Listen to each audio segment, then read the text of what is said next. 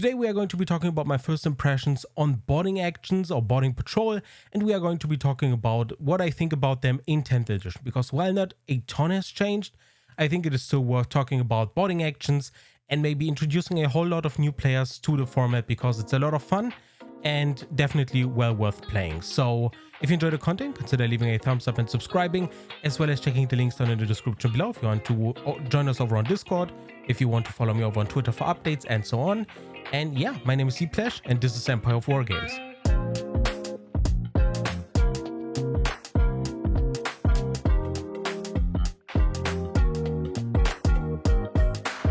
So in case you're wondering what boarding actions exactly is, it is a smaller sized game. You're playing on basically two kill team boards side by side, so it's kind of an elongated battlefield, and you have your walls and you're kind of playing inside a ship. That is the whole idea of it. And you're playing with 500 points armies, and yeah, it's a smaller game in confined spaces with specific actual rules for the entire thing.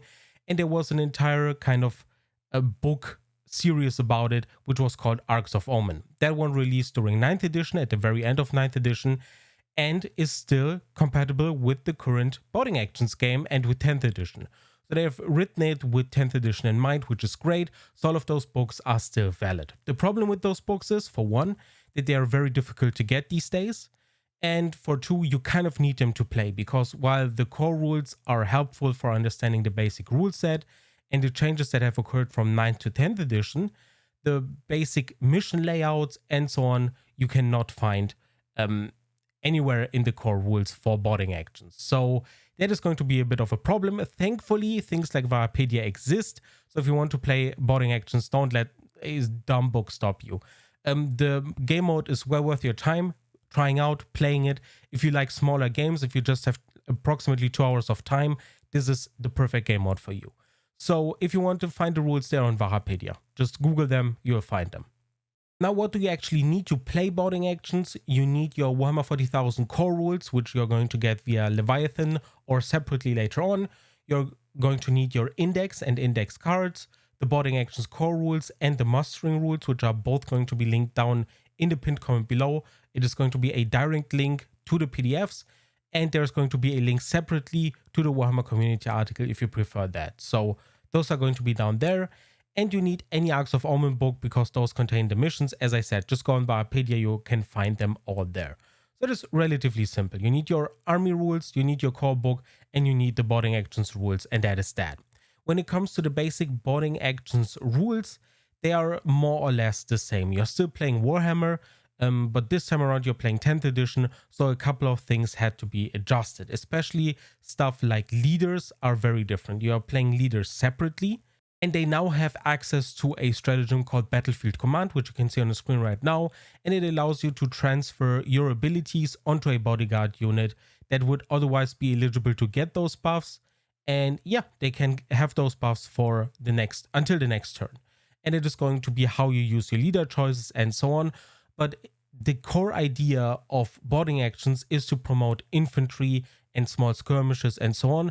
So it makes sense that GW handled it this way to prevent a lot of leader choices and HQs being taken, and instead you focusing on bringing your basic infantry and having enough stuff on the battlefield to actually take over objectives and so on. I actually prefer this. At the beginning, whenever I heard that leaders are not attached to units and so on, I was kind of lukewarm on the idea, but now that I had a little bit of time to think about it, I actually prefer you having a focus on bringing just more models onto the battlefield rather than focusing on just attaching leaders to everything, because they can get quite costly very quickly. So yeah, that is when it comes to everything I wanted to talk about when it comes to the core rules. Other than that, they explain movement, they explain opening and closing hatches and all that good stuff, so you can learn about all of that there, but not a whole lot has changed. The leader change and the specific stratagem are the big things. When it comes to the mustering rules, you need those. You need to take a look at them whenever you assemble your list, because there are a ton of changes for every single faction. You are limited to specific models. You cannot bring huge vehicles to the game mode because it is specifically targeted at, infantry and elite infantry. So it is kind of in a limbo between kill team and combat patrol. And yeah, it is just another small skirmish type game mode that takes approximately 2 hours. So yeah, if you don't like combat patrol, if you prefer to build your own lists of 500 points, this is the game mode for you. Now, as I mentioned previously, all of the rules are very different from what you usually build in a regular game of Warhammer 40,000, so pay close attention to those rules. I'm not going to go over all of them. I intend to cover boarding actions in my combat patrol videos for all the factions, simply because I think that most of the combat patrols are a good start for boarding actions. If you want to get into that game mode, you usually just need to buy an additional box to make your list legal for that game mode and fun. So in that case, I'm going to just use my combat patrol videos as a huge umbrella for all the interesting skirmish type stuff you can do in Warhammer 40,000. But just to mention some of the examples, if you look at the Azoriani, they have access to, Corsair Voidscare, Dire Avengers, Fire Dragons, Howling Banshee, Swooping Hawks, Warp Spiders. All of these aspect units are easily accessible in boarding actions, but for some reason Dark Reapers are not. Those models are already not that popular, so I thought they would get a boost from boarding actions. I think they would make a lot of sense there, simply because of their flexibility when it comes to their rocket launchers and so on, but they are not usable, and I don't quite understand why. I think this is a mistake, at least I hope that is a mistake, but yeah, those are the small little things that are a little bit weird and they stand out, but I'm fairly certain that those get fixed relatively soon. So yeah, with that, I invite you to check your army's rules. If you see anything that stands out to you, anything that's weird, please drop it in the comments below, as that is always helpful. Now, last but not least, I'm going to mention the terrain that is required to play boarding actions. The terrain you need are those specific walls. There are a lot of tutorials and tips and tricks to build that kind of terrain or to get that kind of terrain for very, very cheap. Make use of them if you don't want to pay a ton of money for that terrain, because you can get it cheaper if you want to. Furthermore, that terrain to begin with is not easy to get. Most of it is sold out. I don't know if GW is going to reprint that now that they have been freeing up space within their factories, now that Leviathan is sold out. I hope they are going to reprint that terrain because, they want to feature boarding actions. I hope they are going to support it throughout 10th and, going well into 11th and 12th edition, because it's a really cool game mode that feels completely different from regular Warhammer 40,000 while still using the rules and supporting most of the models you have. Next are the boarding patrol boxes. Those were specifically designed to be used for boarding patrol games. Now you'll notice whenever you look at them, they are not quite 500 points and they don't make a whole lot of sense at sometimes. These boxes vary wildly. I've talked about most of them and a lot of them are very weird, but they are cool value boxes, or have been cool value boxes. And I think they're a great start for a boarding actions list that you need to, add something to via another box or two, just to make them viable, to make them a little bit more fun and so on.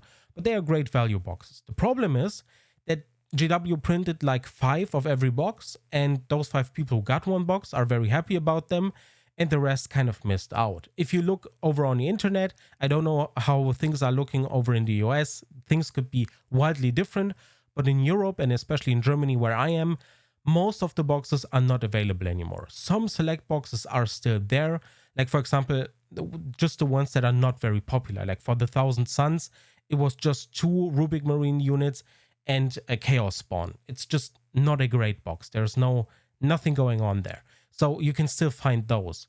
You can still find the Leagues of Votann one, simply because the army is relatively new and the player base is still very small, and so on. Those you can find, but the really popular ones, like for example the Tau one, which included the new Commander Farsight, or the Necron one, which is a great box, but it happened to be for a very popular faction that has a huge player base and it wants exactly those models because they have not been discounted before.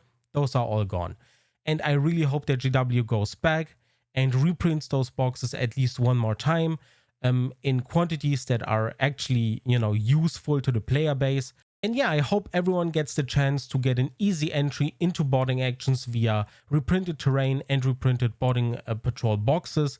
And those are going to make it very easy for you to jump in. If GW decides against that, that is going to be a little bit of a weird thing. But fret not, you can still get, that terrain proxied by other stuff. You can still use Combat Patrol as a starting point, or just get your boarding actions completely separately. If you have a huge army, you can just assemble any 500 points lists with infantry and you're probably going to be good. So I think you're going to be fine regardless. I just want CGW go back and offer these cool boarding patrol boxes that have great value, that have fun unit compositions at least most of the time, and that usually offered models at a discount that are not discounted in combat patrol boxes and so on. So yeah, that is boarding actions or boarding patrol.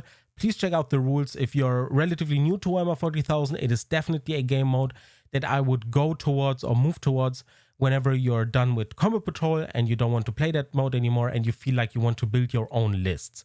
I think that is the natural progression, that you go from combat patrol as the introductory game to boarding actions where you start learning to build your own lists, and then later on, if you have more points and you buy more stuff and you paint more stuff, you move towards Warhammer 40,000. The rules are still Warhammer 40k with slight variation, but I think you're going to be able to jump from one to the other format relatively easily.